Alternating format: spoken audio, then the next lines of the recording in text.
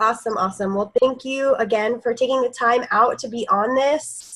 Like I said, Alicia Amayo, she is one of my good curly girl keto friends. We've kept each other accountable through both journeys.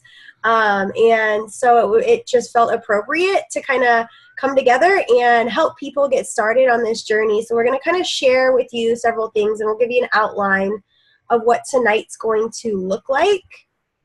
So let me share this screen here, and we will get the actual... I do have everyone muted. We'll give you opportunities to ask questions.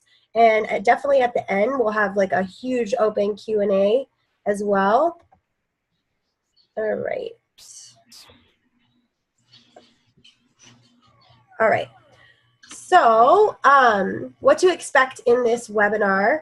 You're going to hear our keto stories. You're going to hear exactly what is keto. You know, there's a lot of misconceptions out there.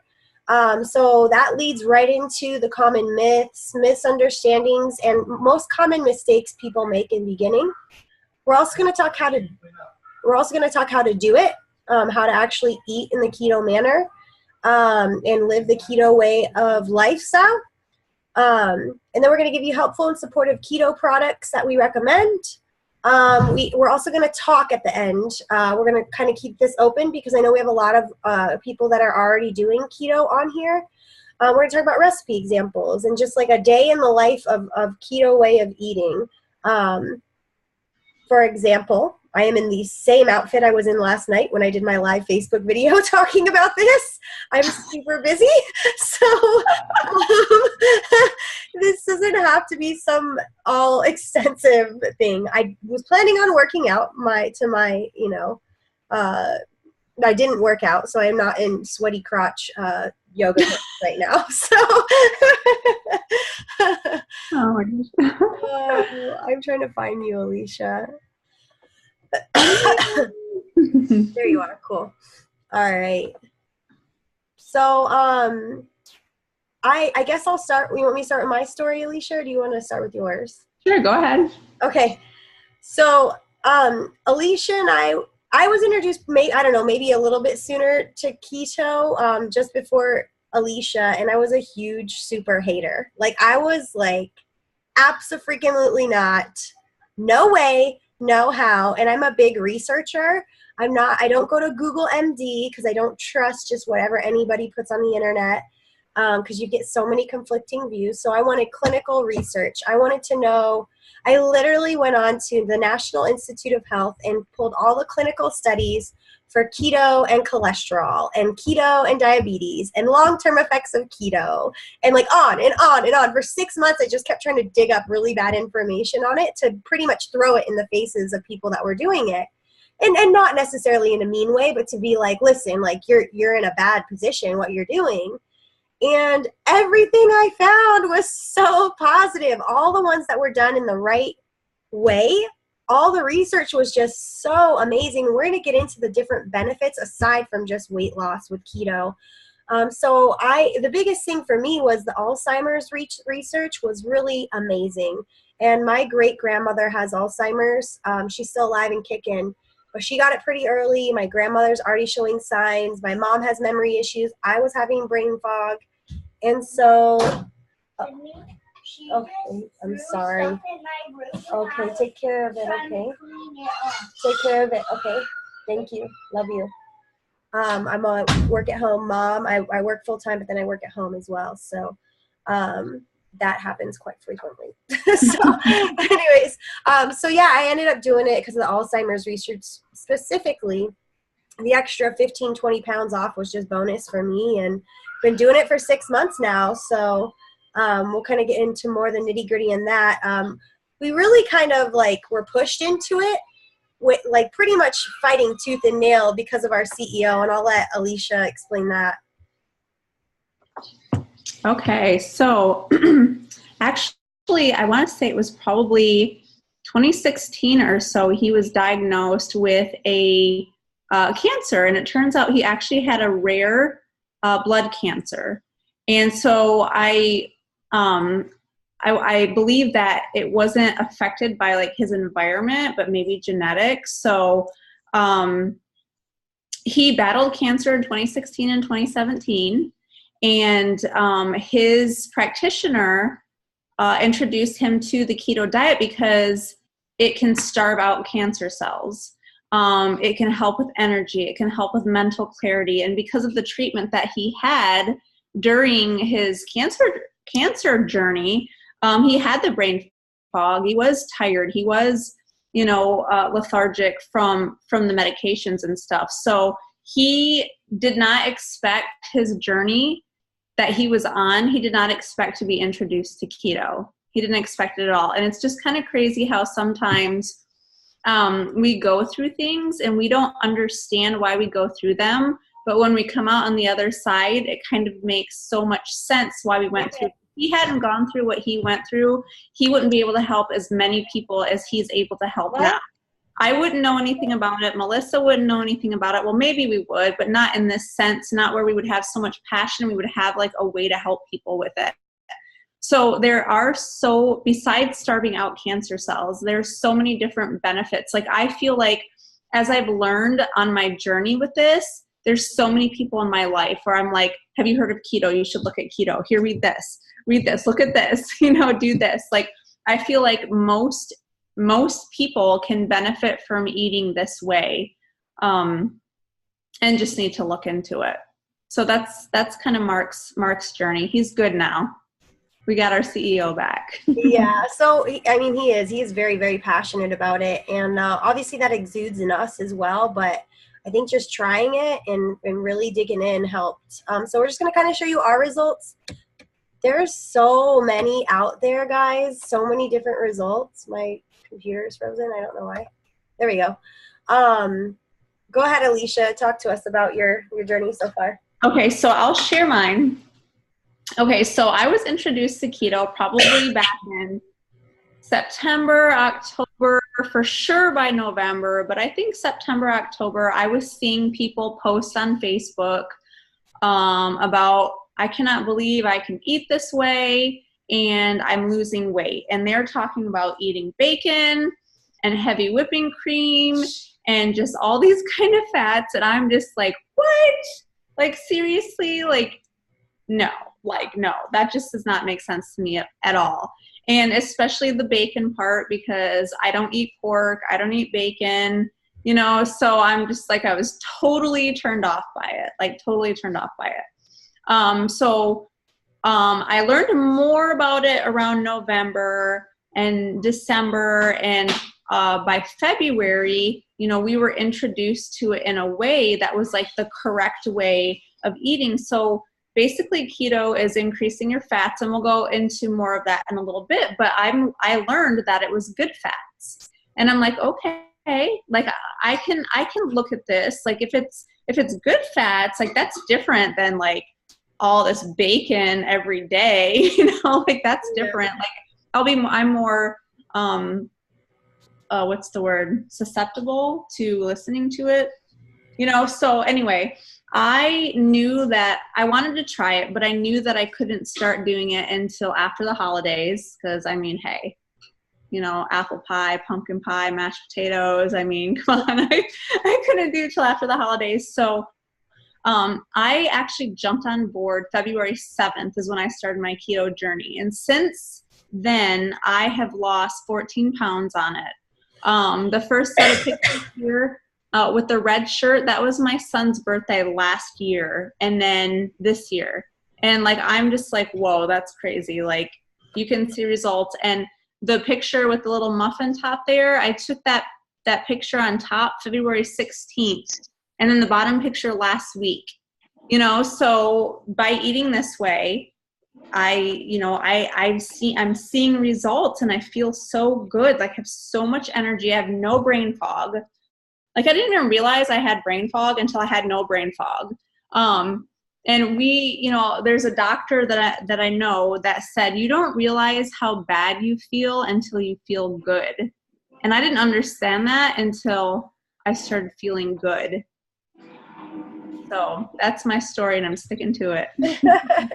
Thanks, Alicia. Yeah, these pictures, I was like, woo, especially that booty one. I was like, dang, girl.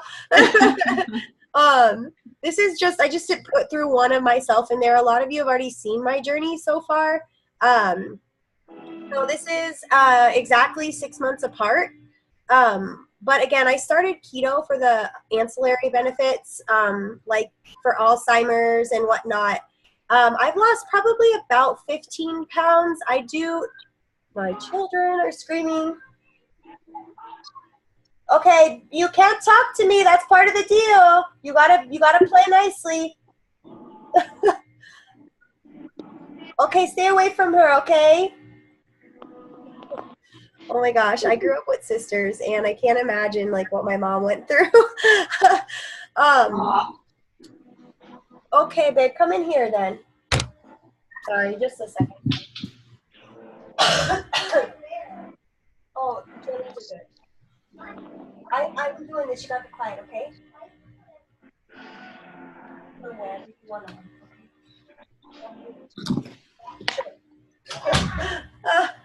Um.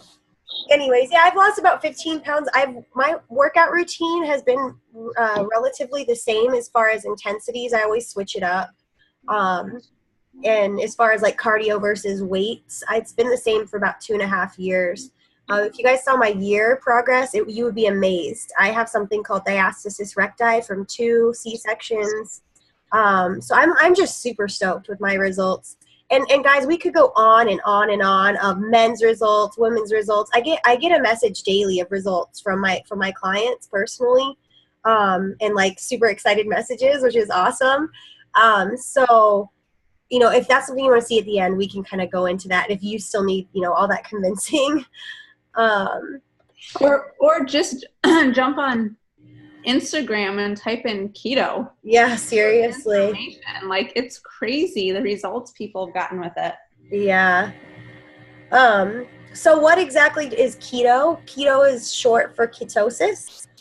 Being in ketosis is an adaptation of eating and living where you start to use fat for fuel instead of glucose. So we do this by starving out carbohydrates. Carbohydrates create glucose, which your body immediately goes for energy, okay? Always. Now, eating high amounts of healthy fat, moderate amounts of protein will put you in ketosis. So we eat 70% healthy fats, 20 to 25% protein, and 5 to 10% net carbs.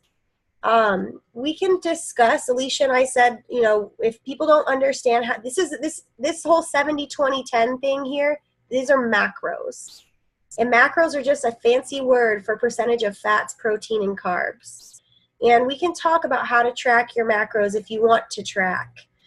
We can talk about those things. Towards the end, we can show you exactly how. Go ahead, Alicia.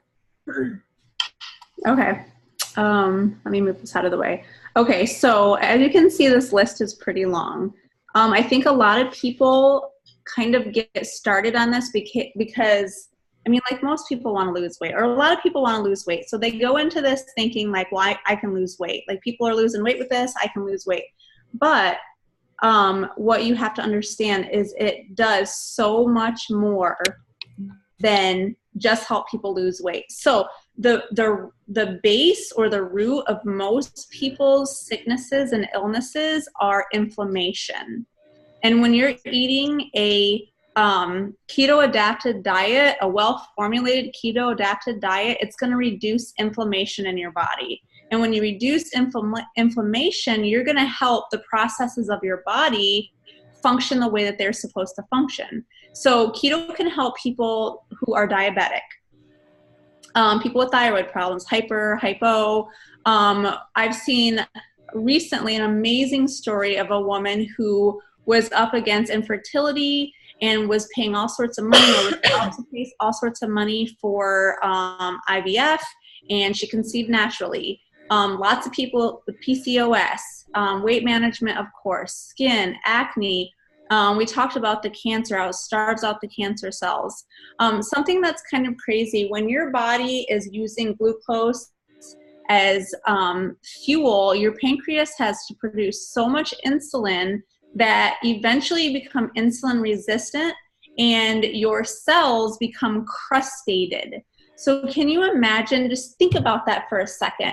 Think about if your cells literally have a crust around them, they're not slipping off each other, they're not flowing, they're not doing the things that they're supposed to do, absorbing, detoxing, doing the things that they're supposed to do, they're crustated.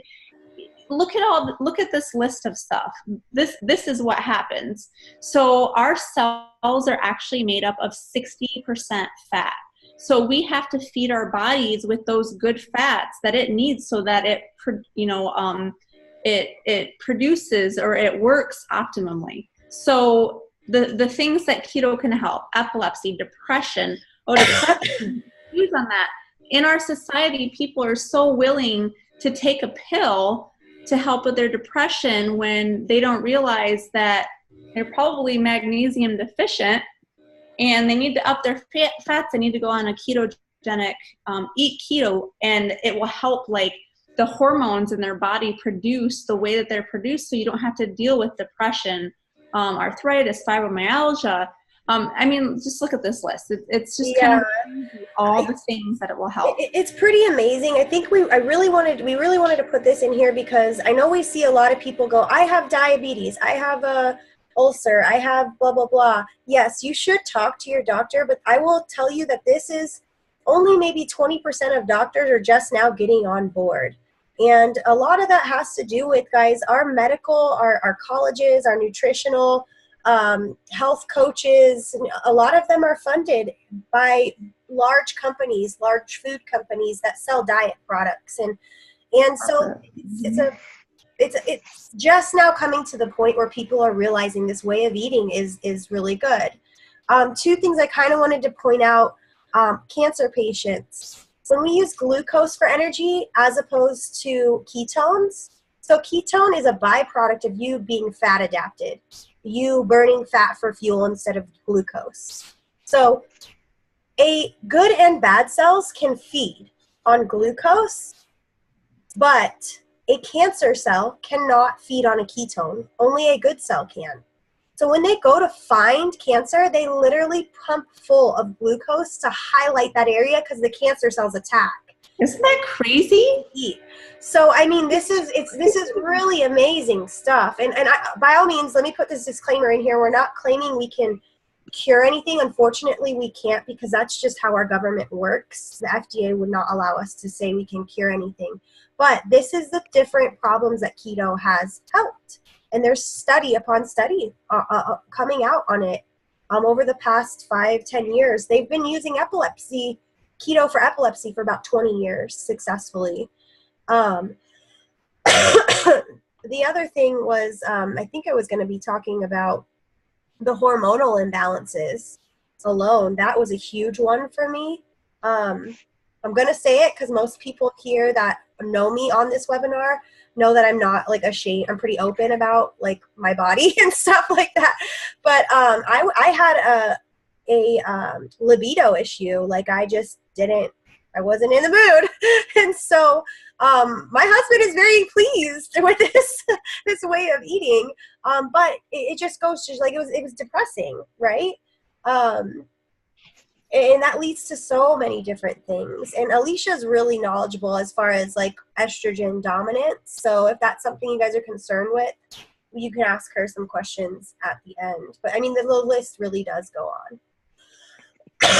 Does anyone have any questions so far before we move on? Someone said she's lost in 18 months. I've lost 18 in a month. 18 pounds in a month. Jen, I didn't read it. I thought you said you lost an 18-month-old. I was like, what? No. That's pretty crazy. 18 pounds 18 in a month.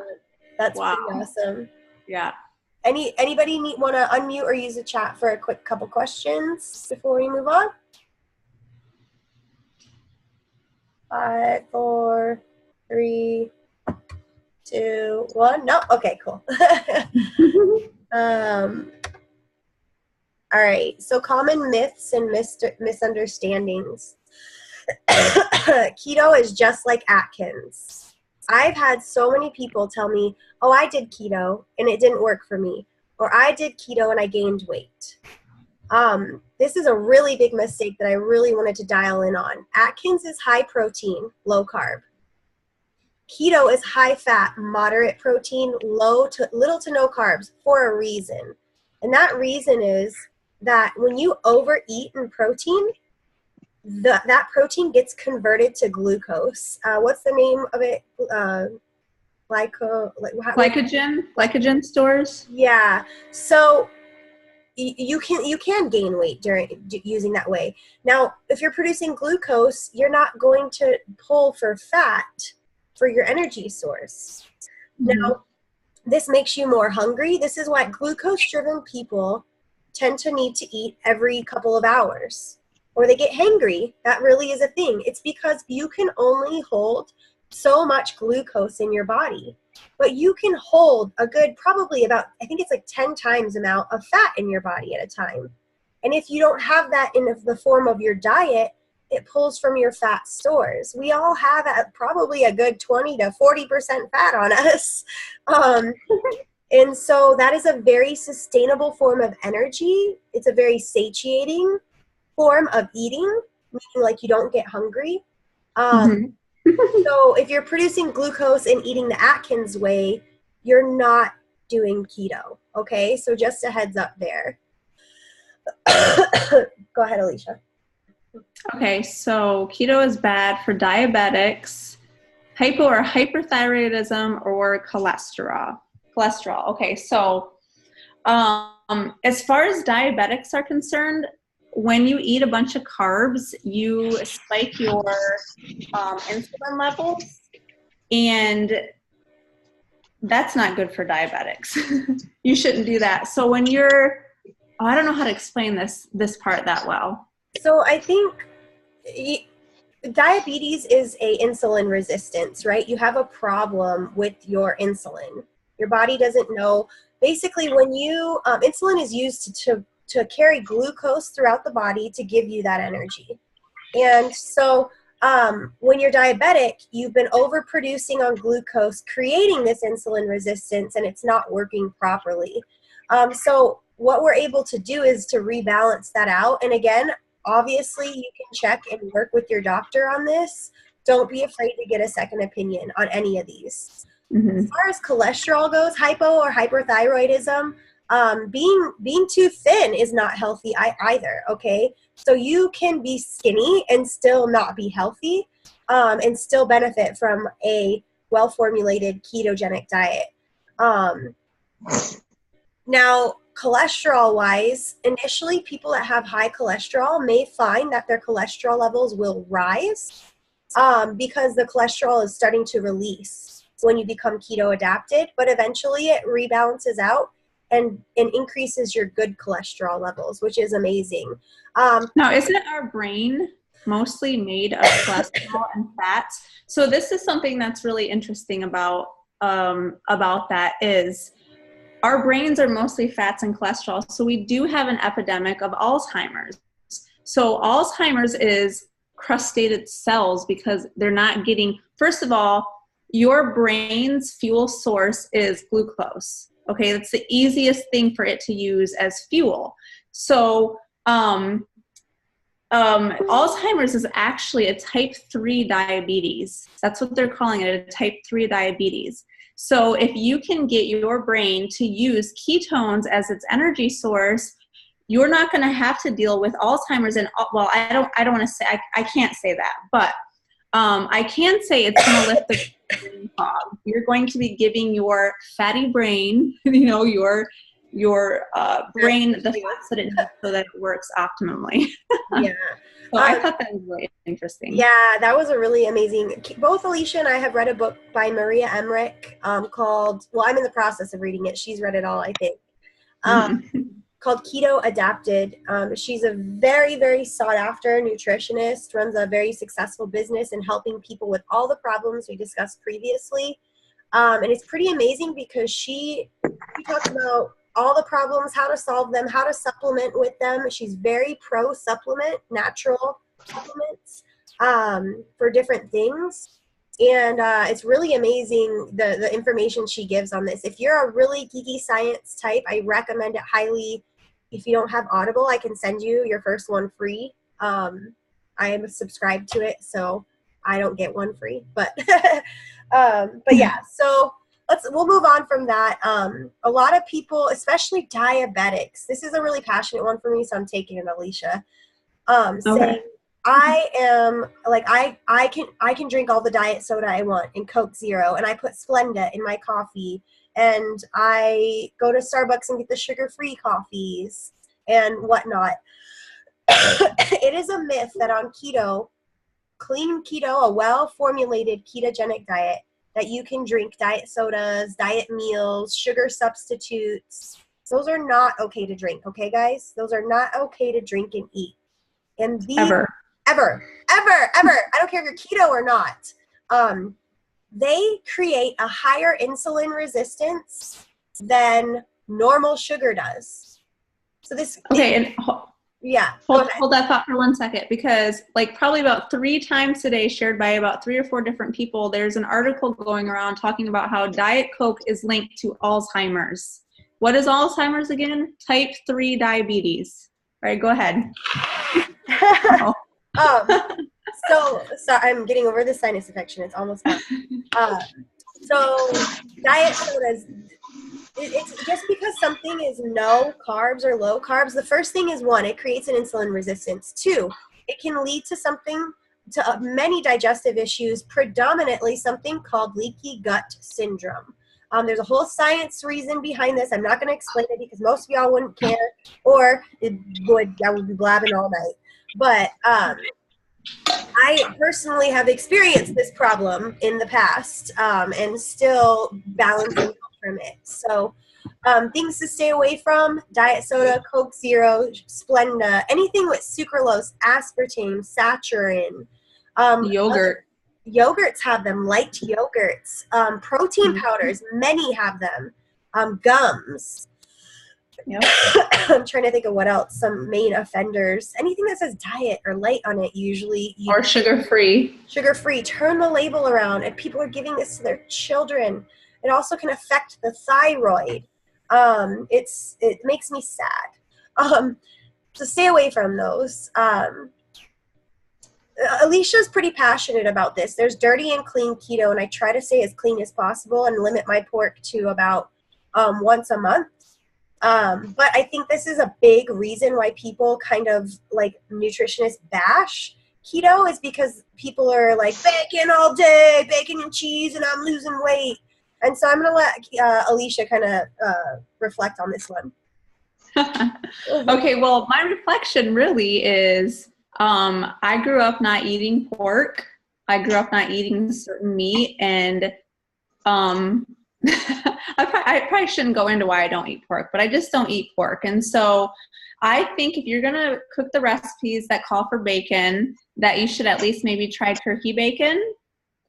I know some people are going to be like, oh, it's not the same, but I guess I just encourage everybody to do their kind of research on why pork really isn't that good for you. Sorry, right.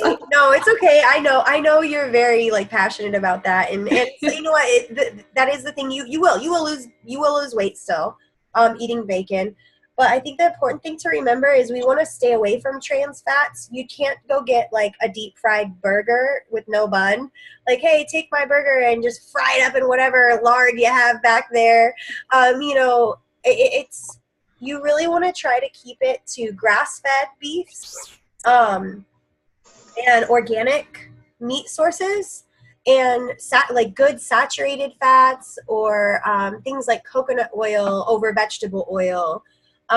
Things like grass-fed beef over regular beef. And there's so many reasons to that, between pesticides and hormones that are added, all the way to how they convert to healthy omegas in your body for those benefits. So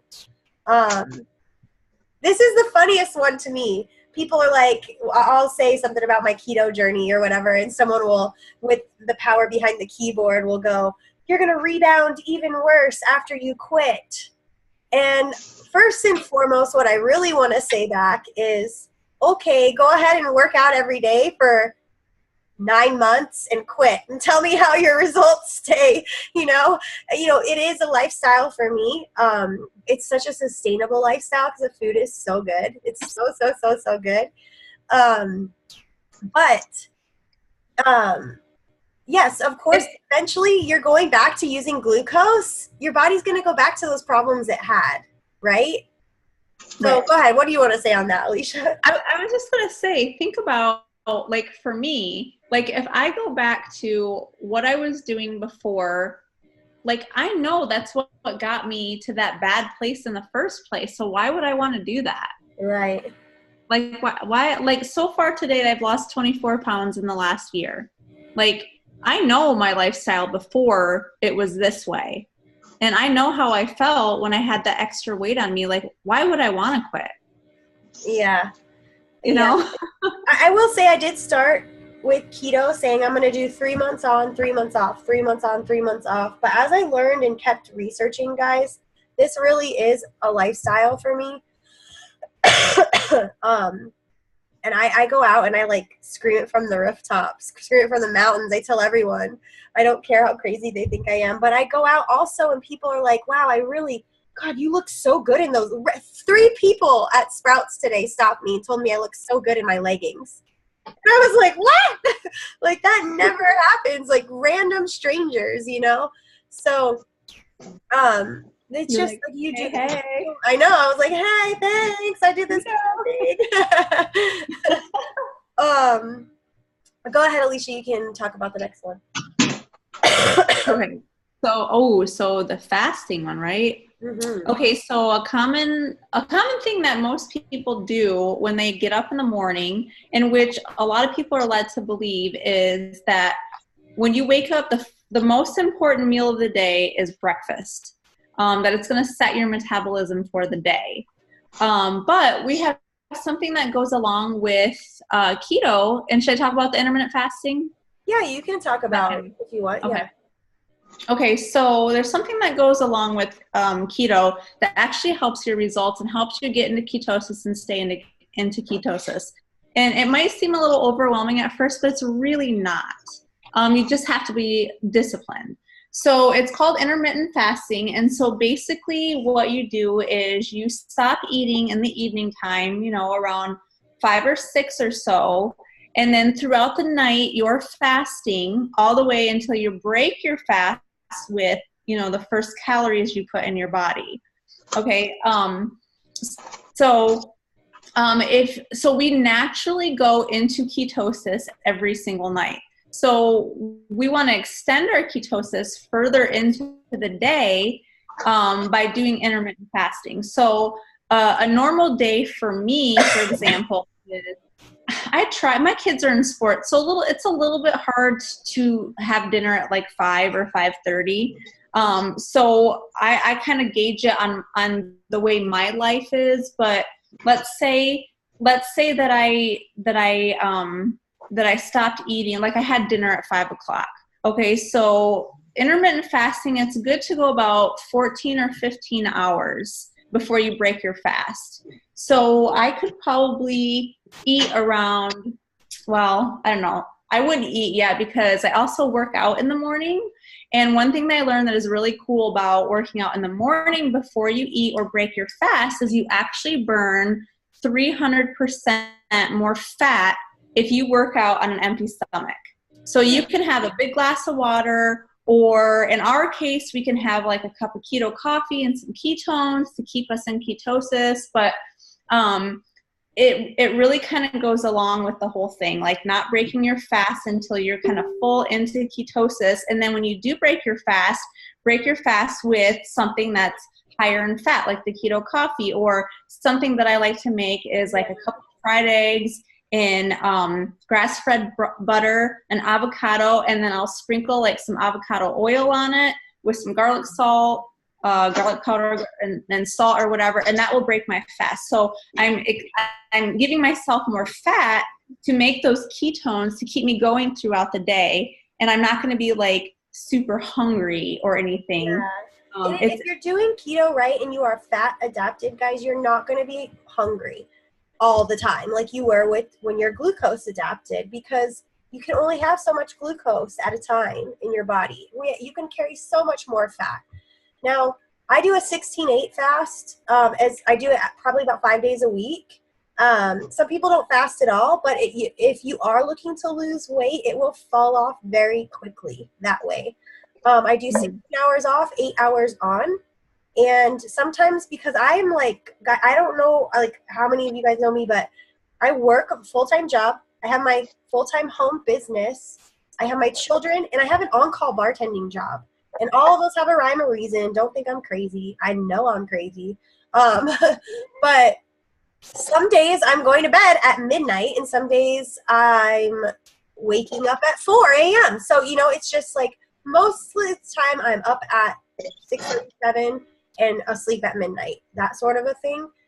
So what I do is I do a keto coffee in the morning, and we have the scientific backings that our specific keto coffee that we use does not break the fast, nor does the ketones that we use, the fasting cycle. So then I do that at about 7:30, and I don't eat until about 11:30, 12. So then I have until 7 or 8 that evening to eat. Now sometimes I eat by 6. Like today I ate right before this. I was like jamming. I did a 20-minute keto dinner, by the way. Thank you very much.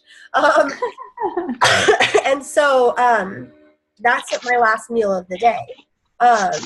Even though I didn't eat till about 11:30, 12 today. I'm not going to be hungry. That's the thing. I'm fat adapted.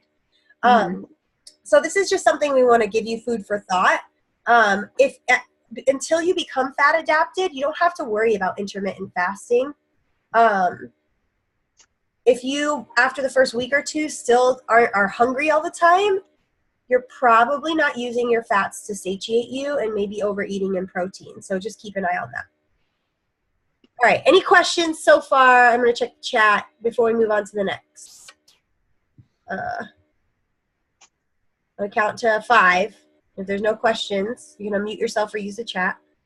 1, 2, 3, 4, 5. Moving on. Okay. Common mistakes. Okay. We talked about overeating on protein. A little bit here and there. Totally fine. Uh-oh, I see a question. Wait, I have a quick question. Okay. Kirsten, do you know how to unmute yourself? Or you can put it in the chat. Totally up to you. Oh, it's about protein. Go ahead, ask it. Can you hear me okay? Yeah, now I can. Okay. Okay, perfect. So, sorry, like trying to figure out how to work this on my phone. It's okay. All right. So my biggest question is like working out a lot more, like been consistent lifting weights and stuff like that. And so what I'm understanding, I'm still like and like trying to navigate my way through all of it. I've been doing paleo for like the last 5 years pretty consistently, and it's mostly low carb. I'm just not a carb eater. I love my fruit. I won't interject with about fruit stuff, but my big thing is protein stuff. Because after you work out, I'm understanding like you want feeding your muscles with protein. I'm not like some meathead or like crazy about like, whey protein or whatever, but I just want to be maximizing. So I loved what you said. I've never heard that about burning more. I don't know if you said fat or calories on working out on an empty stomach, but I noticed that I feel amazing when I do fast. And so this has led me into the keto stuff because I just found out I'm insulin resistant. Oh, no. So that's where I'm at now, trying to figure out how to balance the working out versus protein versus fat versus fasting. And I'm like, I work out a lot too. I will say you're going to find your balance there by how you feel normally. But your muscles do have a bit of fat in them as well. They have to in order to perform optimally. But I do about, my macros are normally 70-25-5 instead of 70-20-10.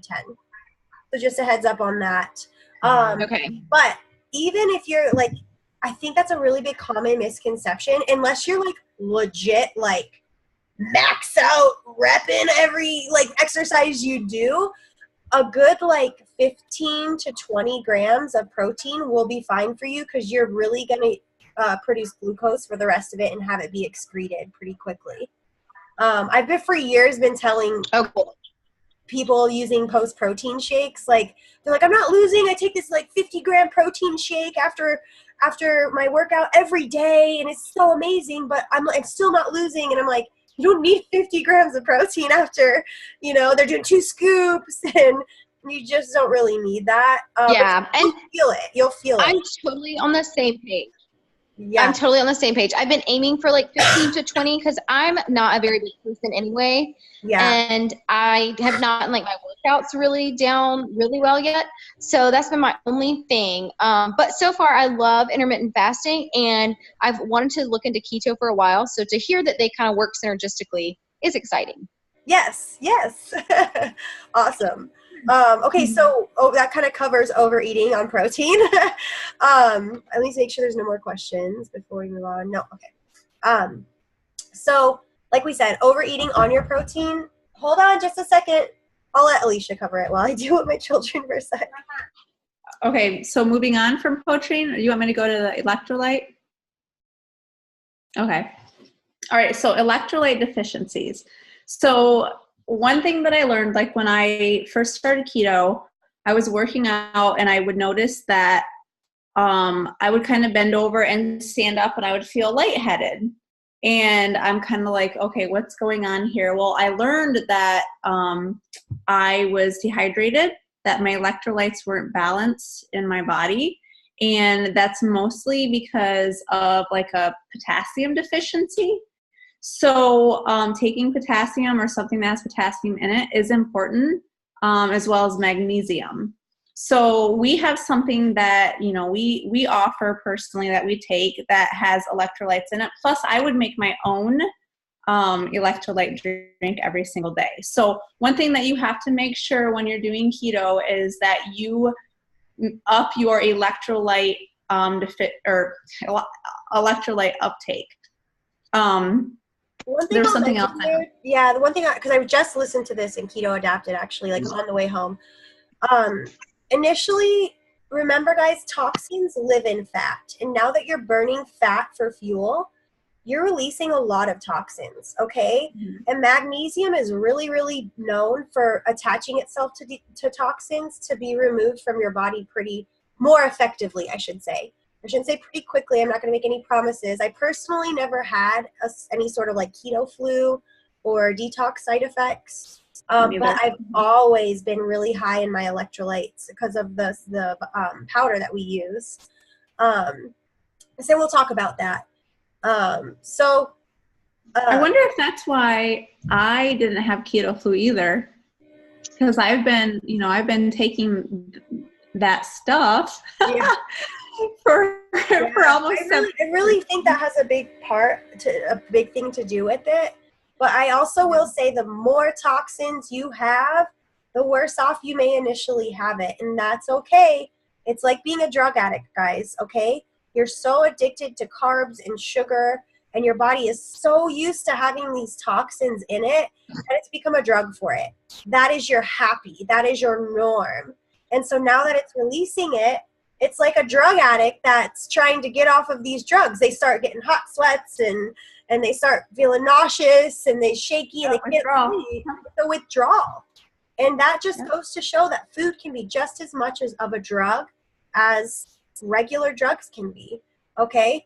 I'm going to move on to dehydration really quick. Dehydration, if anybody uses ketone testers or keto urine strips and you all of a sudden immediately you go really high on the chart for ketosis when you first start, that could be a sign of dehydration as well.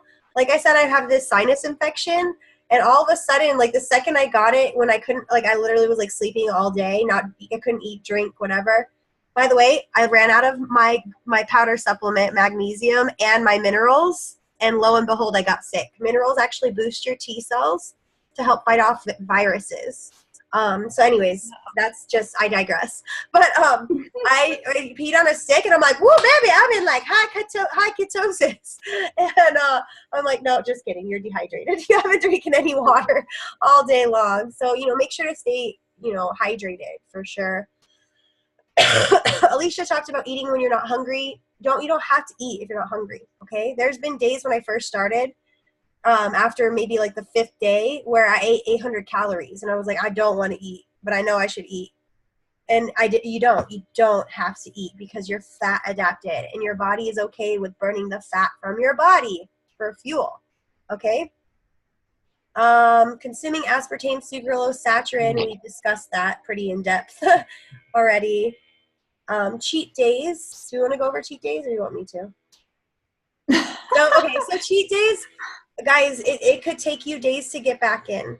If you do cheat, don't get me wrong, I do occasionally have an alcoholic beverage. I do Easter, I think I had a peanut butter cup egg and a scoop of potatoes. My suggestion to you is to take ketones within a couple of hours later, exogenous ketones, and also keep it very limited to cheating. I've now been pretty steady. I took my ketones immediately, like an hour after I cheated on Easter, and it was very minimal. I kid you not. That was the only 2 things I had. And it never knocked me out of ketosis. But I've also been fat adapted for 6 months now. It took me a couple months in and out. I've fallen off, but try to keep those to a minimal, okay? And initially, so cheat days. Yeah, go ahead. I was going to say cheat days should technically be like more of the complex carbs, like sweet potatoes and quinoa, things like that. Not so much the pizza or the half a bottle of Patron. Alicia, I can tell you. It's okay. We get it, guys. You're human, right? Like, we want to live our lives, but again, we're going to go into it. Keto is, the foods don't have to deprive you, okay, guys? Like, I make my keto dinner last night. I made my husband eat it, because he at first goes, I'm just going to take your word for it that it's good. And I was like, no, you're going to try it. And he ate the rest of my bowl. It's good, okay? It's really good stuff. And I just put this one in here for fun, trusting a keto fart.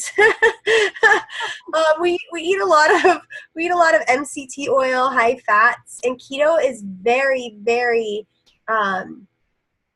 it helps heal the gut, and it's helping remove toxins from your body. And so remember, guys, there's only a couple ways that can come out. Some people initially feel like they can't go to the bathroom, or they don't go to the bathroom as much. But especially if you're incorporating a lot of like MCT oil, coconut oil, just being silly there, okay? Keep your fiber up. This is also why I really, really highly suggest doing clean keto, a well-formulated ketogenic diet, because dirty keto, you tend to get those bad fats that can do funny stuff to you. So, but if you're eating fibrous, green, leafy vegetables, that's very healthy for you, and a lot of minerals, and that's also going to help keep the digestion normal. So something else that kind of goes along with that too is, so you might actually find yourself going more than normal, because you are actually, like, if you're eating a bunch of carbs and sugar, you could have like a candida overgrowth in your body. So when you're eating this way, you're actually starving that, and you might be getting rid of things that just don't belong there. Yeah, I'm pretty sure I had a candida overgrowth myself. I remember telling Alicia, I was like, I think I had a candida. Like, this is insane, and just the looks of it looked like the candida pictures you see. Anyways, TMI, I know. We have questions here. Let me pull those up in the chat. Okay.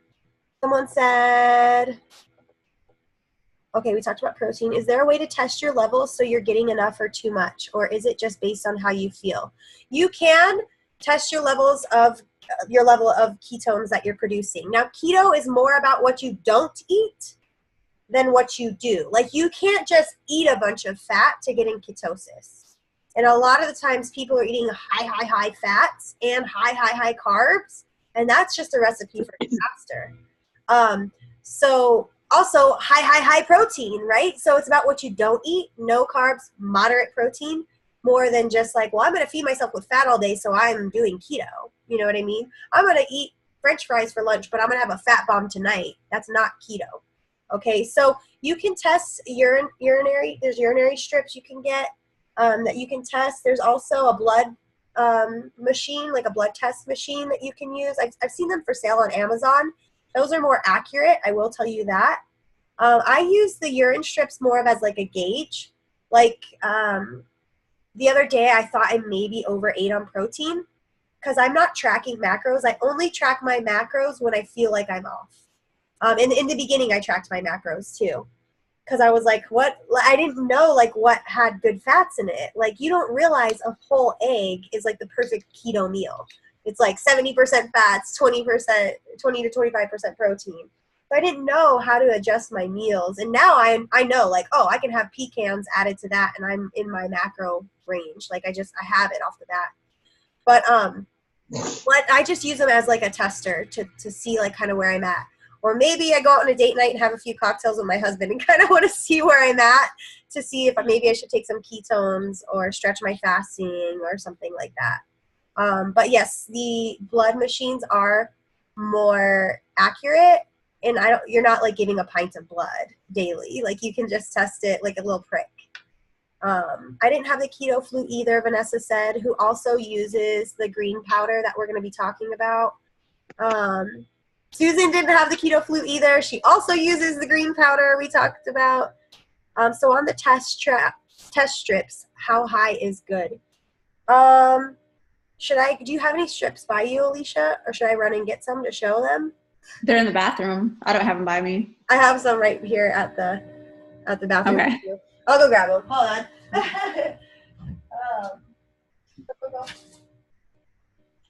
Okay, so while she's going to get those, I feel like Vanessa, do you want to unmute yourself and answer that question for Kirsten about the fruits? Because you and I talked about this the other day on our workout, and I think you remember very well about the fruits. Remind me what the question was. Okay, so she said, are fruits off the table basically, or can we ever have fruits daily? Dang, I love my morning smoothies and pack so many nutrients into them. Okay, so there are certain fruits that are more keto. Berries, for example, so like blueberries, raspberries, strawberries. Am I forgetting a berry? No, I don't know. If I am, just chime in. But those are lower on the carb registry. And I was a big keto hater at first too. I did not want to give up my bananas because I would have a bowl of oatmeal with a sliced banana and raw honey in it every morning. So I would say in moderation, you definitely have to know where the fruit registers as far as carbs. And then you have to watch your portion size as well. Okay, so the thing with, okay, so this is something that I learned that I thought was really interesting is back in the Paleolithic era, thank you, Vanessa, food wasn't as abundant as it is now. It wasn't as easy to access. So they had fruits and stuff like that back then that they would eat to be able to put weight on, to be able to make it through the times when food wasn't as abundant. So nowadays, food is so convenient, it's so abundant, we can just go get it whenever we want, that we shouldn't be eating it the way that we eat it. Like, it's good for us, but I know I put you on the spot, Vanessa. So that's why like seasonal berries are good when you're on the ketogenic diet. Also, fruit nowadays, they've made it, unless it's non-GMO, so that it's so much sweeter and it has more sugars and stuff that we want because we're addicted to sugars. So I personally, I've been in ketosis since February. I make my my vegan shake in the morning. I put a handful of frozen strawberries and a half a banana in it, and I'm still able to stay in ketosis. So I wouldn't say cut it out completely, but just use smaller amounts of it maybe. Yeah, I might have a handful of berries a week personally.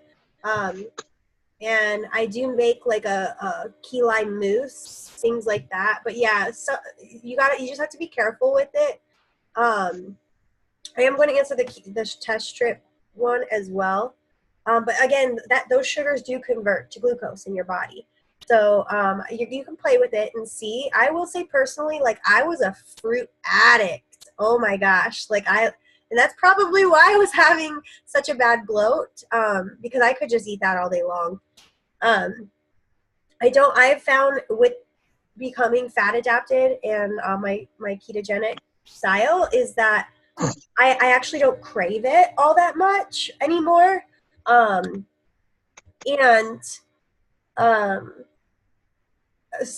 I can put in certain other things for the vitamins and the minerals. That's really a big reason also why I do take that green powder. Again, we will talk about it. But I'm getting those vitamins and minerals I get from those. But leafy greens are so amazing for you. And we do count net carbs in keto. You might hear otherwise. You're going to hear it from us that you count net carbs. And that is total carbs minus fiber equals net carbs. So something like those berries is very high in fiber. And you can subtract those out. All right, so let's talk about the keto strips. So actually, I'll stop sharing this for a second so you guys can see me bigger. Speaker view. That's Alicia. Okay, so you'll see here, this means negative ketones, and then it goes all the way up to large. These are used in a keto-adapted diet, and they are also used to test different levels for diabetics. Ketosis should never be confused with ketoacidosis. That's something, if you're diabetic, totally different things, okay? Usually moderate is about where you want to be just for optimal energy levels and optimal weight loss. If you initially you may be up here, but you also may be a little bit dehydrated in this level. So don't be concerned. Just make sure you keep your water up. But usually you'll be probably between like these three here in changes. And here's the strip, what it looks like. And you're supposed to dip it like for 15 seconds in a cup of urine, but I just pee on it for about 15 seconds. I'm going rogue. All right, there was some more questions. Let me go back to that.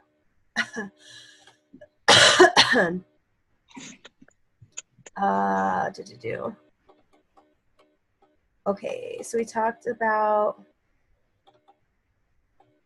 okay, my digestive issues have definitely improved since being keto adapted. This says Vanessa. I personally had IBS issues as well. I can vouch for that 100% as well. One of my biggest fears is getting constipated on this. It's been a huge chronic issue for the last 9 years, Kirsten says. Totally understandable. Initially, you may. But my suggestion to you is to maybe keep it lower on the dairy scale. Also, MCT oil like crazy. Coconut oil like crazy. It is 100% healing to the gut.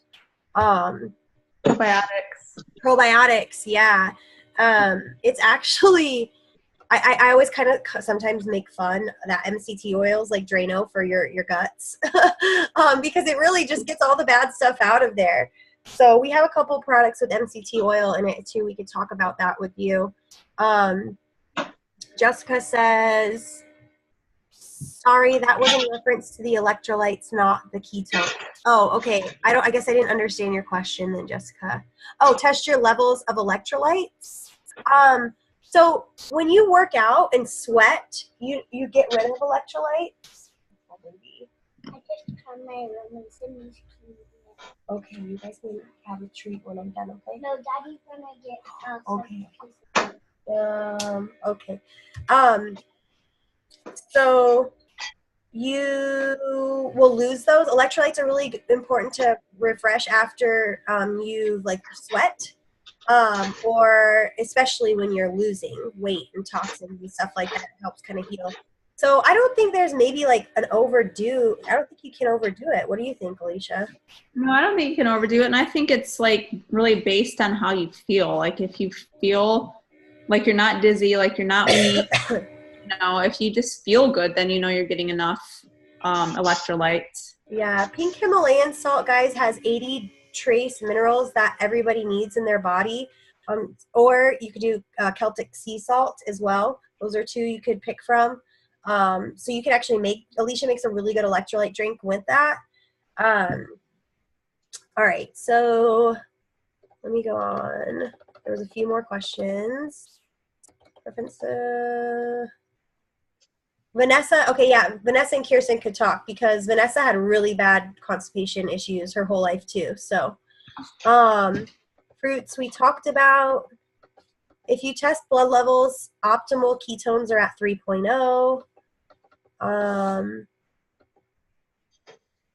Da, da, da.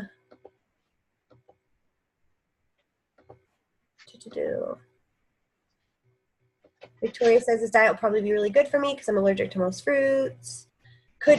Should men take in more carbs? What's your opinion? I personally don't think they should.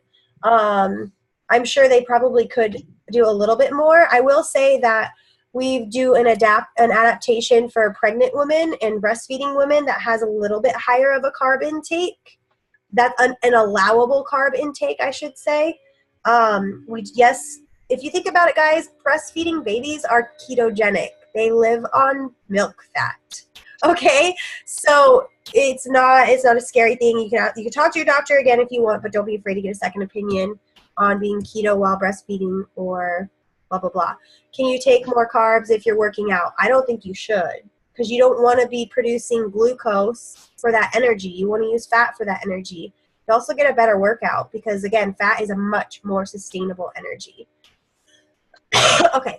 My problem is I get super exhausted, feeling weak, usually around lunch till bedtime. I drink ketones first thing in the morning.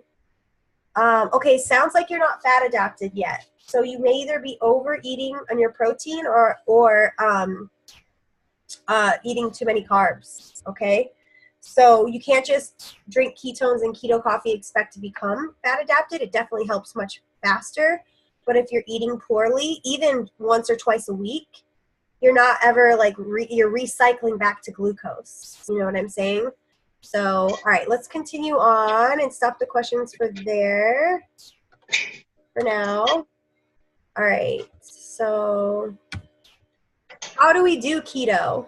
I think Alicia stepped out for a second, but she put this meme in here. She thought it was funny. To get it started just skip the bread, right? Skip the carbs, skip the bun. And again, 70% fats, 20 to 25% protein, 5 to 10% carbs. And that's in macro, not grams. If at the end of this, you guys want me to show you a day in keto and track it on a macro counter like MyFitnessPal or the Fitbit app, I'll show you that, okay? But I don't want to hold everybody up if you already know how to do that. Skip the bread. Ask people, follow people like Alicia and myself. We're posting recipes constantly. Play with it. Just jump in and try. Okay? Start recipes. Hey, Melissa. Yeah. Do you have a second? You are recording this, correct? I am, yeah. Okay. All right. Well, I'm at a baseball game and my phone's about to die. So. Oh, yeah. No problem. Yeah. We are recording it. So we're like 3/4 of the way through, I would say. Okay. Will there be a link that you can send me? Yes, totally. Okay. All right. Thank you. You're welcome. Okay. So yeah, I would say keep it simple. Just lower the carbs for now, little to no. Okay, girls, I'm almost done. Okay, go upstairs and play for now. Okay. Now we are before I move on to different things that can help and assist and kind of put you in quicker. Any more questions? Up here. Okay. So, say hi to everyone. Hello. Alicia, do you want to we talked about how to do it in simple terms, skip the bread, skip the carbs, and hop in and try. Do you want to kind of elaborate on that? Okay, yeah, sure. So I can just tell you from experience how I did it. So the first thing that I did was I started keto coffee. So that's quite an appropriate slide right there. I'm trying to get back to it, sorry. I did not understand the benefits of keto coffee when I first started. I mean, when you mix it up in the cup, you can see that it's got a different consistency than regular coffee, but that's because of the MCT oils, the grass-fed butter, the collagen. Like, I just didn't get it. But I did start drinking it because, like, hey, why not? Why not drink it?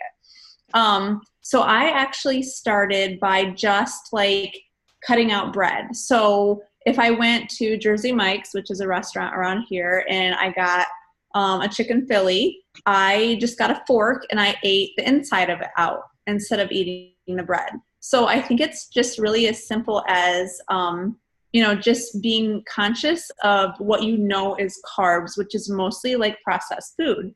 So another thing that I did in the beginning, like kind of a recipe or just like a meal that I would make, like I would make fettuccine Alfredo for my family. They would have pasta, and I would get a spaghetti squash and just bake it in the oven, scoop the inside out, and just put, the Alfredo sauce over the spaghetti squash. And honestly, I like it way better than I like pasta. It's really tasty. So just doing simple things like that, just consciously cutting what like just don't eat chips, don't eat crackers, like skip the cookie, skip the cake. You know what I mean? Like once you really truly understand like the science behind this, it's so cool. I mean, like you're literally converting your body's energy source from sugar to the fat stored on your body. Like, don't we all want to burn that extra fat on our body, right? Like, so you have to just kind of get rid of the carbs. So I wasn't super dramatic or drastic about it in the beginning. Like I just skipped the bread. I skipped the chips. I skipped the pasta. It's really, I didn't really think it was that hard. And then I would track my stuff. I would track what I would eat. And do we want to talk about tracking now, Melissa? I told them at the end, they want us to show them some examples of like a day in the life, and we like track it. We can. So I know I tracked in the beginning too, but yeah, I wasn't perfect. Like there was times I'm like, dang it, I'm at 30% protein. What the heck? Like, so, or I'm at 20% carbs or whatever. So like done is better than perfect in the beginning. Like just try. Okay, I personally went on Pinterest, got a ton of recipes. I joined a ton of groups. I talked to other keto people. I'm like, what are you making for dinner? Give me some ideas. And then I started getting creative with my own. Like I'm the girl that takes a recipe, and if it's got like more than 5 steps, like forget about it. I'm going to like condense it, and like I'll condense it to about 5 steps for me, which aside from desserts has never steered me wrong. I'm not a baker, and bakery is a science, and keto bakery is an even bigger science. So so I will say that it's not steered me wrong. Like you guys know the flavors you like, and again we'll go over some recipes too, but then you realize like, oh, adding this will like make almost like a sauce, and it'll up my fats, and I'll be fuller and stuff like that. Right. Another thing too that I kind of found helped me was reading the label. Like I know I'm supposed to be between 20 and 25 grams of carbs. So I just kept it simple for myself. And if it had like 19 grams of carbs and 2 pieces of bread, I didn't have the bread. I didn't buy it. That's what I did too. Like you see low carb tortillas in the store, and I'm like an Arizona girl, like hand me those tortillas, right? But it's 50 grams of carbs, 5 grams of fiber, like that's not ketogenic. So learn to read labels. And that's really important too, because you're going to want to look for stuff like sucralose and aspartame. And I was already doing that because I'm very conscious of that BS being put in my food. They sneak it in like a lot, and protein stuff, and and all kinds of low calorie stuff. And so anything that's like low cal, I'm like, I immediately look at ingredients to see if it's not sucralose or aspartame or saccharin. But however you say that. But yeah, that's how I would like. That's kind of how I hopped in as well.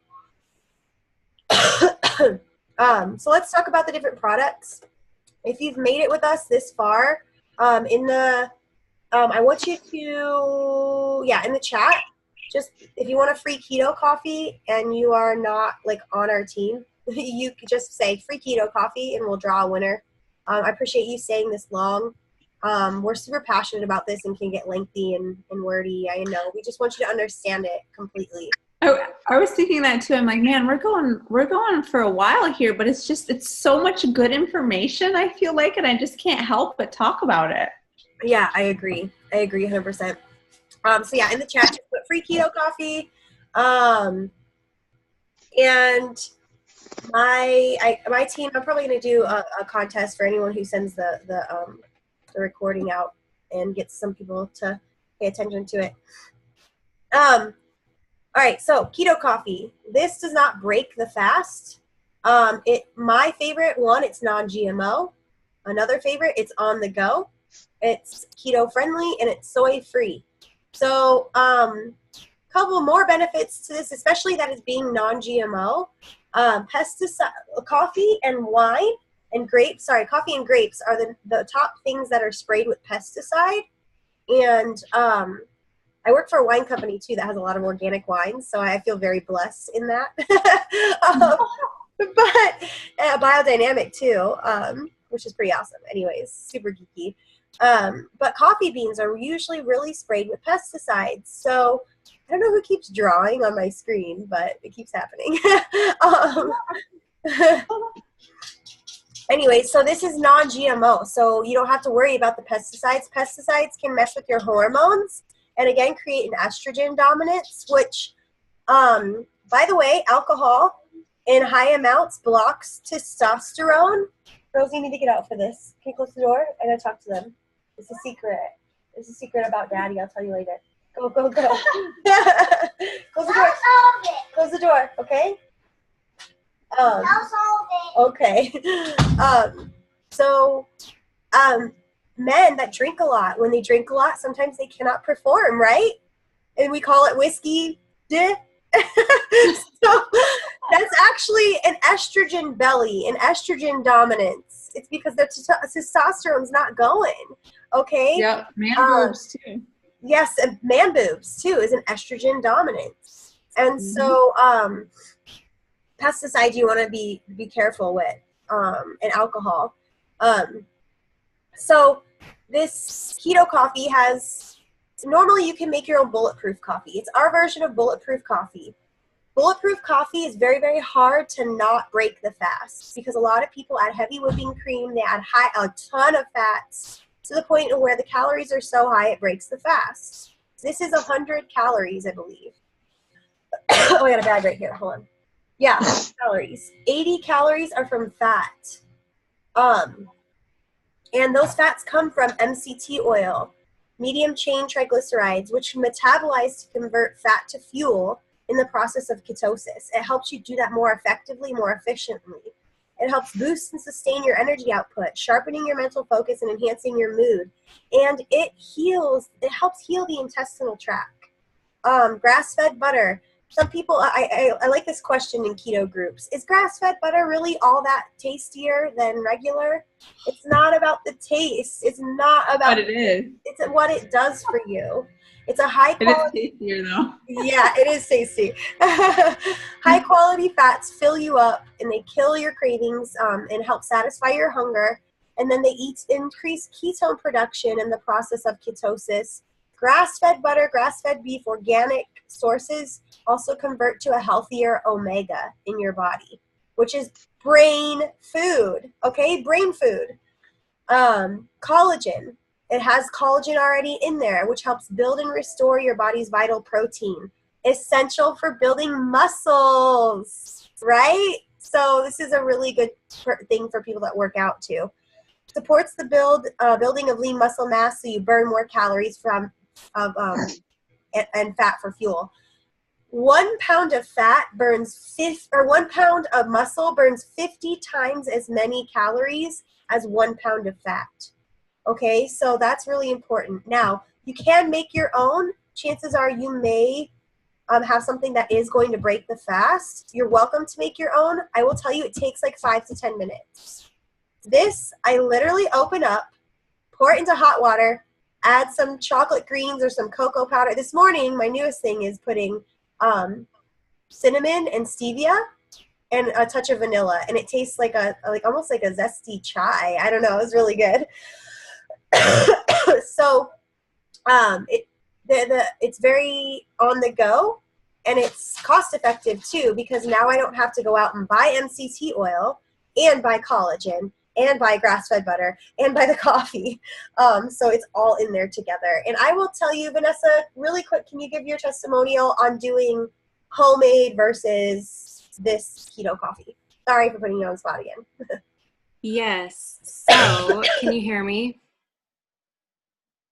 Can you hear me? Yes. Okay. So I priced it all out. It's definitely cheaper to do the prepackaged keto coffee.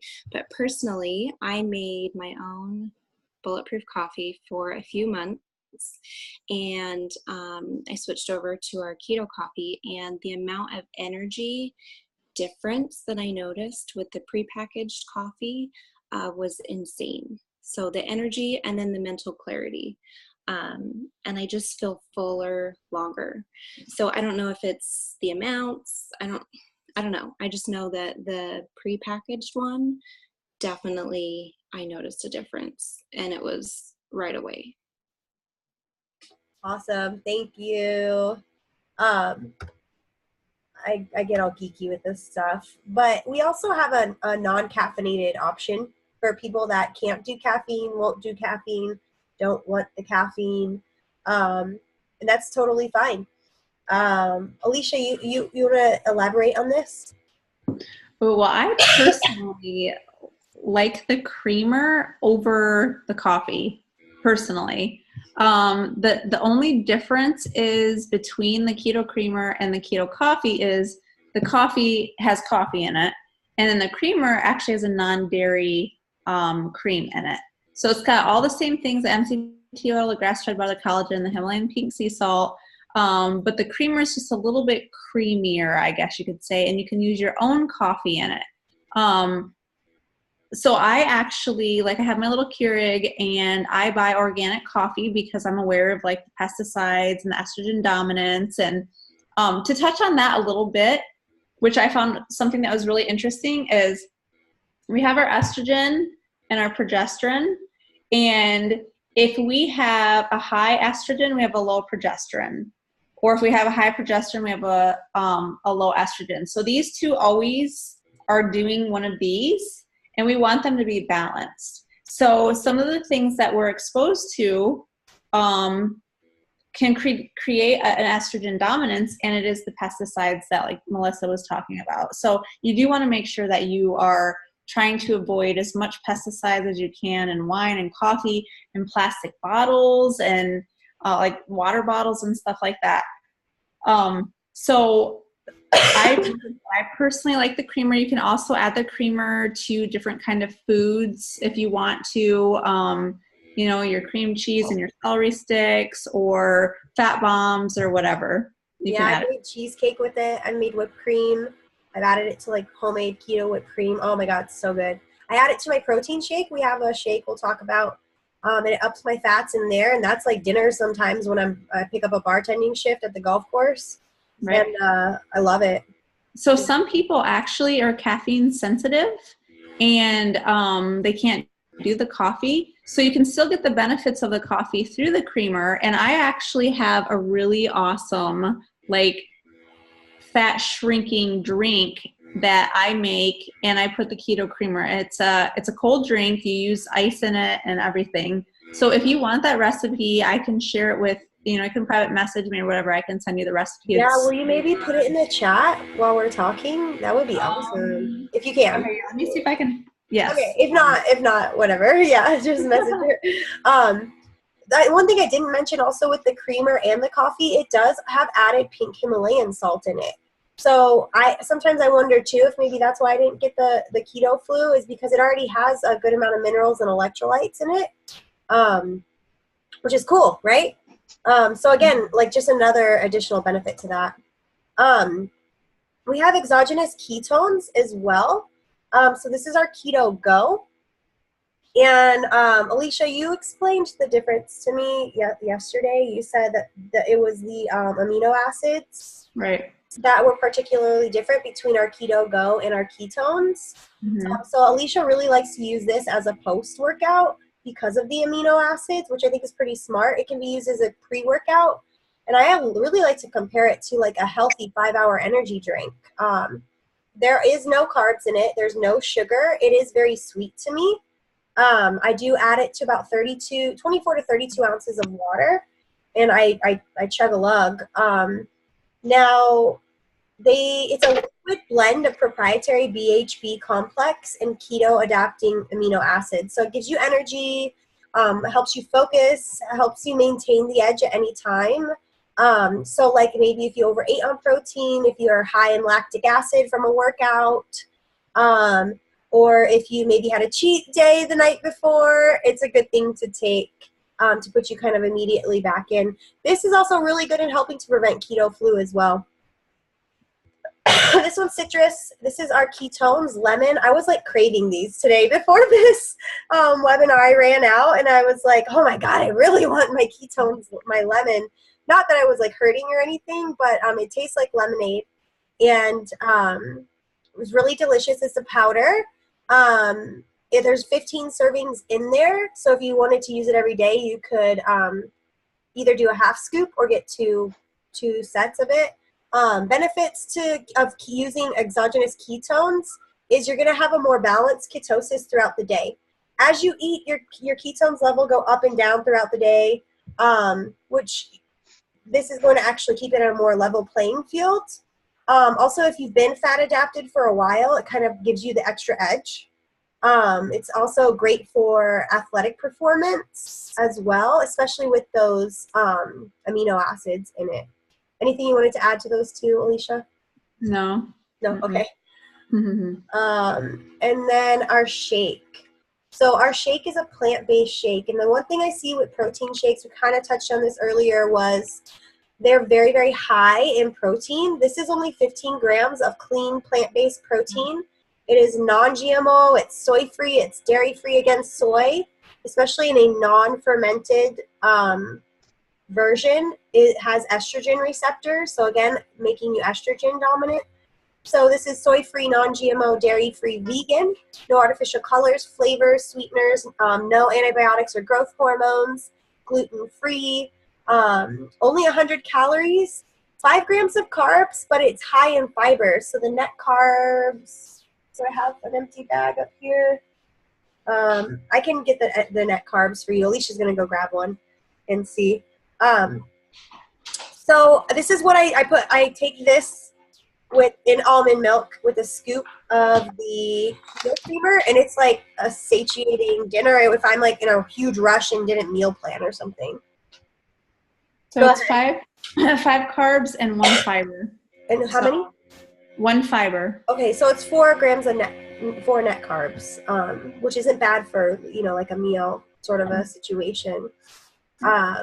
And again, this is high in amino acids. It has 9 essential amino acids, which again help build and repair muscle. Yep. Now, I'm not going to say it's going to make you grow muscles when you're not even working out. That's silly. You have to break and tear the muscle and then give yourself amino acids to repair and build that up. Okay? So, questions so far on those? Oh, here's Alicia put in the chat, if you guys see it, the what did you call it? The fat burning? It's the fat shrinker. Fat shrinker. Fat shrinker drink. Kelly wants, and Kirsten, or Kelly wants a free keto coffee. Okay, no questions on the product so far? All right. It's Vital Minerals. These are actually on sale right now, guys. If you already have an account, they're like mega on sale. Like you get like 4 months supply for the price of like 1 month supply. So they're nutrient rich in sea algae, different minerals. They support healthy bones, teeth, enhance your body's calcium absorption. So people that get calcium deposits tend to be deficient in vitamins K, which vitamin K also helps you absorb vitamin D. And minerals boost your body's T cells to help T cells actually fight viruses. Amish people rarely ever get sick, and that's because from a young age they have their kids out at the farm. They rarely get allergies. They have their kids out at the farm at a very, very young age, and the reason is because that boosts T cells being around all the farm animals in the hay early on in their development. And so they have a good plethora of T cell production, these children, as they grow older. But minerals also help boost T cell production. My chiropractor actually highly recommended those. Vital Core Nutrition. You want to explain why on that, Alicia? Well, a couple of the biggest things on keto is the fact that it has the potassium and the magnesium. Now, most people are deficient in magnesium. And magnesium, like from my research and stuff that I've read about it, magnesium can fix a lot of things. It can help a lot of things. So this is going to help you get some of that magnesium that you need in your diet. And also the potassium, which the potassium is good for the absorption of the electrolytes to keep your fluids balanced in your body. And they've got tons of other benefits to it, obviously. One of the things that I really like about our vitamin is that it's actually whole food based. So it's not synthetic anything. Your body, it actually breaks down in your body. It's bioactive and bioavailable, which means that it breaks down in your body, actually absorbs it. A lot of times people will buy vitamins at Walmart or the drugstore or whatever, and they don't break down in your body. In fact, I know of somebody who worked at like a water treatment facility, and they said one of the biggest things that they find in their waste or whatever is like vitamins and stuff from people who take them thinking that they're doing themselves good, but really they're just wasting their money. It's literally going down the toilet. So that's what I really like about ours, is it's bioactive and bioavailable.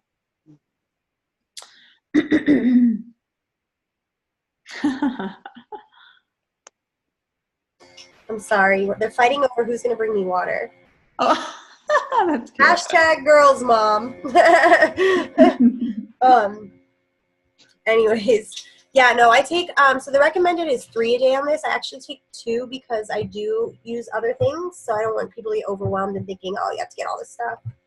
But it also has mood elevating botanicals in it, a proprietary digestive blend, and a metabolic blend as well to help balance the metabolism. Omegas, this I just threw in there because like we want healthy fats. This is brain food. This is like always recommended when you're pregnant. Is your doctor, your OBGYN says take omegas for baby brain development. You need lots of omegas in your diet. So this is a high quality omega-3. And this is a pack that has all 3 of those already in there if that's something you prefer. So just FYI on that. Go ahead, Alicia.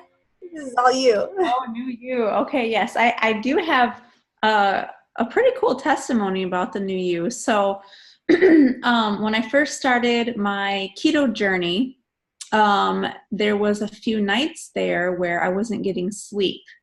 Okay, I'm like, okay, I was awake throughout the night. It was like I had insomnia or something, and that never happens to me. So I did talk to Melissa, and I did research it, and I learned that, oh man, Melissa, you're gonna have to help me with the terms here. I know that, like, yeah, I can read that thing. I can pull it up real quick if you want. She asked me about it. She was like, is this normal? What's going on? And I was like, oh my gosh, I was just learning about this. And I sent her this little blurb on it. And basically, let me grab it. I'm just going to read it for you guys. Carbohydrates are often known as comfort foods because of their soothing effects on the body. Whole grain carbohydrates provide the body with a steady supply of glucose to keep energy constant, but they also improve entry of the amino acid L-tryptophan into the brain. L-tryptophan contributes to the production of serotonin, which calms the body and helps you sleep. So since ketogenic diets eliminate carbohydrates, this dietary source of tryptophan is also eliminated. So you can take amino acid supplements, which actually help you not have insomnia. So I will say it is something that balances out eventually. Like but Alicia ended up taking the new you. Go ahead, Alicia. Sorry. I have a bottle here of it. And actually, this does have the amino acids. It's got a few amino acids which actually help with it. It's got L-arginine, glutamate, L-lysine, L-orthanine. It's got some good amino acids in it to help with the sleep and with repairing your muscle, especially if you're going to include working out in your transformation. HGH is the human growth hormone, so this is Sage's natural production of that. A lot of the times as we get older, we lose our production of HGH. And so what happens is that affects our bones, our bone mass, our muscle mass, makes us sleep poorly. It gives us gray hairs, poor eyesight, things like that.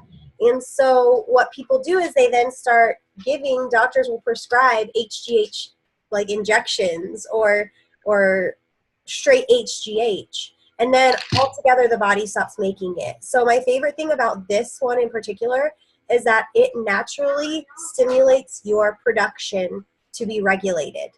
Like if your own body making it, you're not giving your body HGH. So that's what I like about that.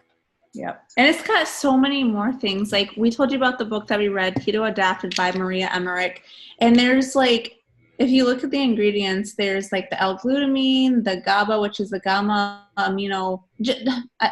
There's just so much stuff. Like if you research all the ingredients in this, like you'll be mind blown. It's funny because as we were reading the book, she's naming like a ton of the ingredients that are in like one product of ours. So we were like, this is so amazing. Like she has links to like getting each little supplement separately.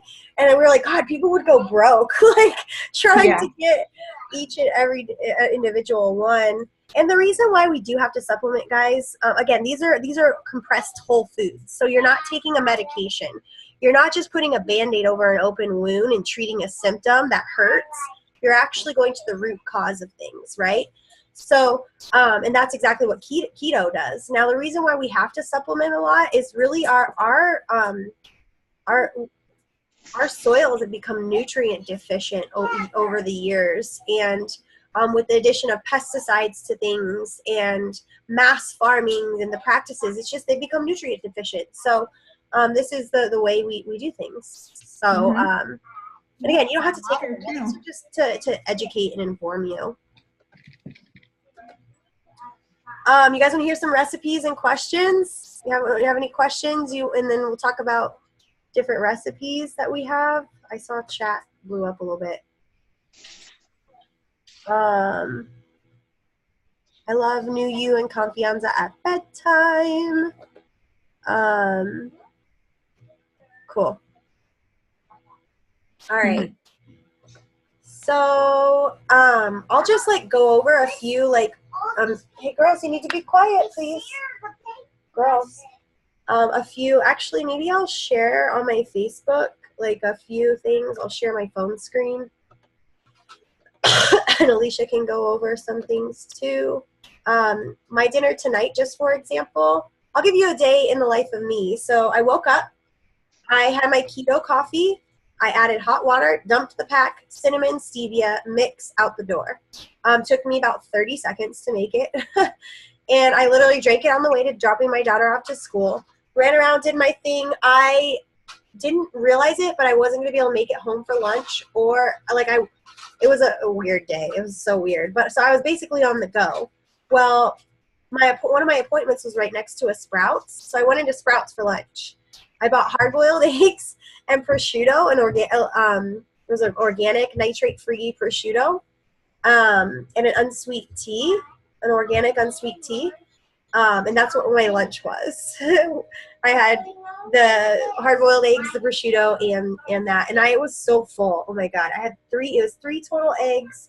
I only ate 2. And I think like 4 pieces of prosciutto. I was stuffed. So that was my lunch. I didn't need to eat anything after that. I just drank water all day. And then I got home at about, that was at about noon. And then I got home at about 5 after chasing a pig with 2 pet dogs down a busy road here in Arizona. Not my pig, but I didn't want it to get run over. And so I threw I had chicken thighs already in the fridge that were defrosted, organic chicken thighs. I threw the oven on, put it in the oven.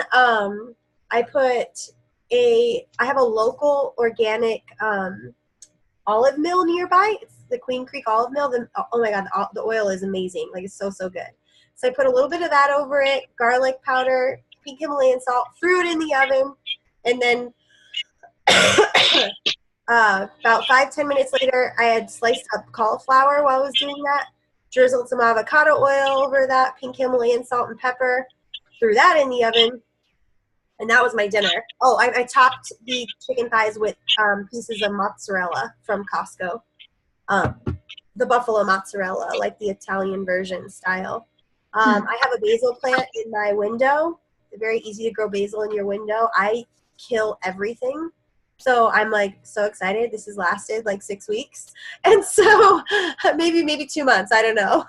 I've almost killed it about 3 times. I trimmed some of that off and put it on top. It was so good. My whole family ate it. So it was so good.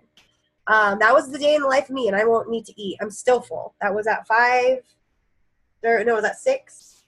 And it's almost 8 now. I won't need to eat anymore. Go ahead, Alicia, and then I'll share some of my. Okay, so a day in the life of me is, so Vanessa and I usually work out every single morning at 10:15 Eastern Standard Time. So,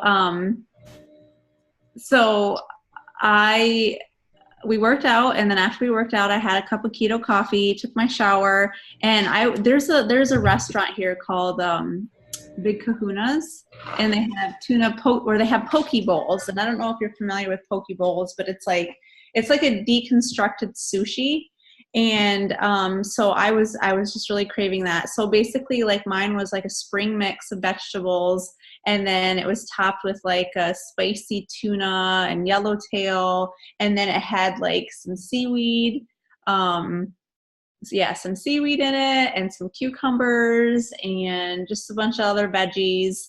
So I had that for lunch, and then for dinner, of course, I have to think about, like, my whole family's not keto, especially not my kids. So I made fettuccine Alfredo for dinner. We did the chicken thighs like Melissa.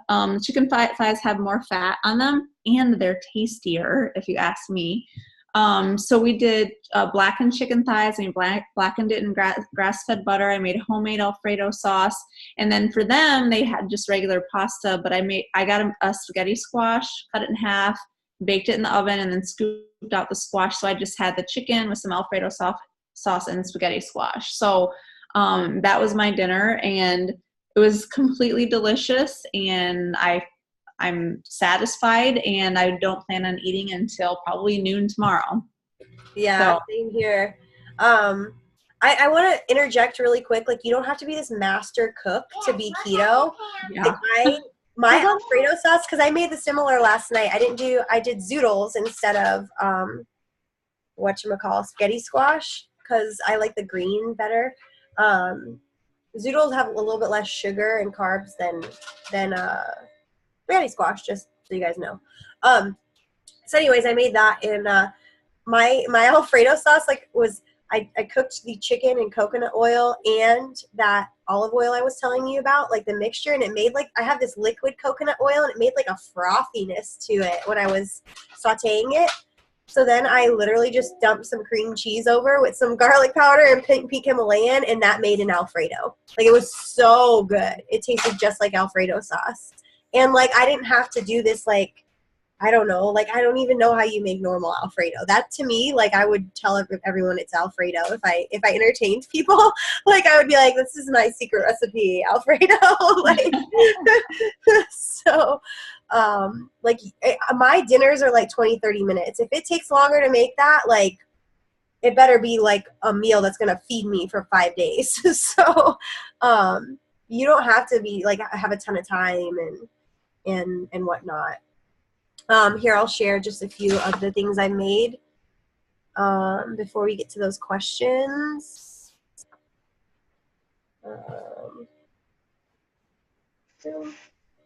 Oh, no. There we go. So this was I like to put on my Facebook a lot, like what I'm making to give people inspiration to actually try keto.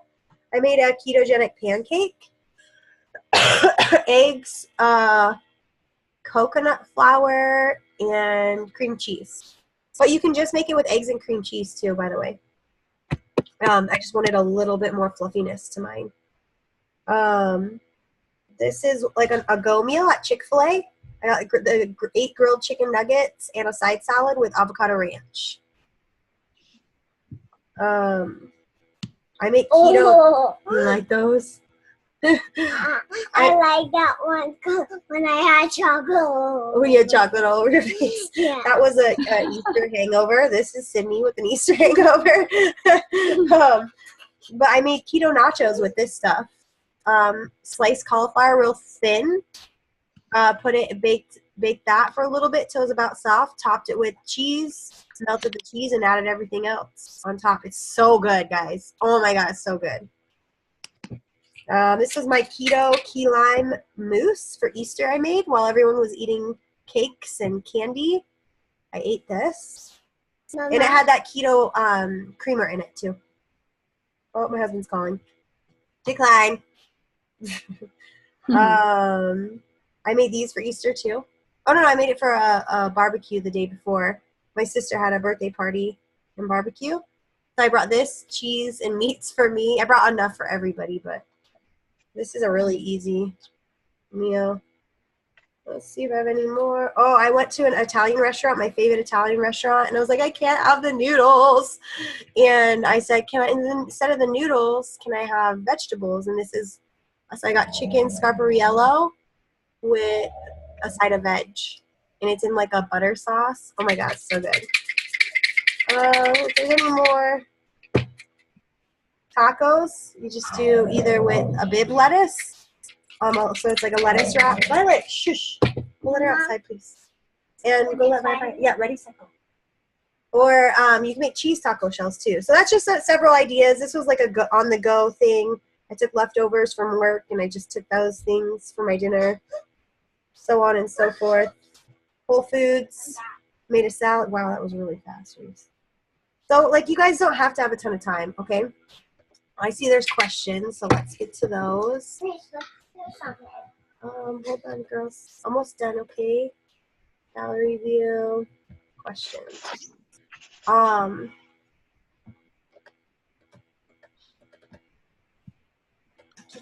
So I take being vegan and keto is just not doable. We actually have a couple people that do vegan keto. I think because I asked her about it, they do, I think they did something with the keto creamer in the morning, and then their shake for like lunch or something, and then usually a veggie sort of saute thing for dinner. But yeah, you can do it because you're only moderate protein. So things like avocado have protein in them. Maybe she was vegetarian keto. I can't remember which one she was. I think she did eggs, like all but She did eggs. So are you talking about Andrea, the one that was at conference? Yeah.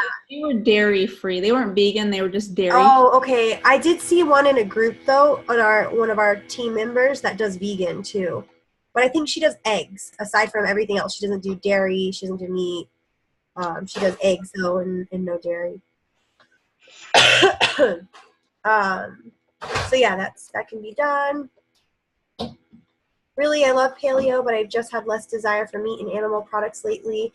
If I had my way, I would be pescatarian keto, 100%. Like, my goal is to blow our whole keto business up and like be a pescatarian keto. I would totally 100% do it. You'd like those poke bowls then. Oh my God, I love poke. When you said that, I was like, oh my God, yes, I love poke. So good. We have a poke shop in downtown Tucson. It's called Poke Zone. Okay. Yeah.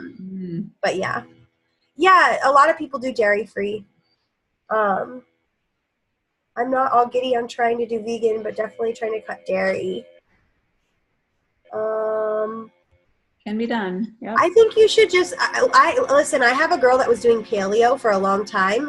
Maybe I can pull up her I don't want to pull up her conversation, but I'll read a few things she's sent to me. She was like not about it, but she's 40 pounds, 50 pounds overweight, tons of digestive issues.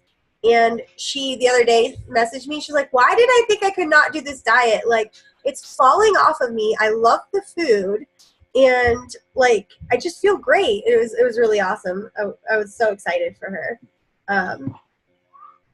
So yeah, I would say like, what's the harm in trying? You know, like you may realize like things are. Now the dairy I do, I'll be honest with you. I do all organic dairy. And and some people are like, God, like what else do I have to learn? When it comes to fish, I only do wild caught fish. I don't do farm raised shrimp. I don't do farm raised fish.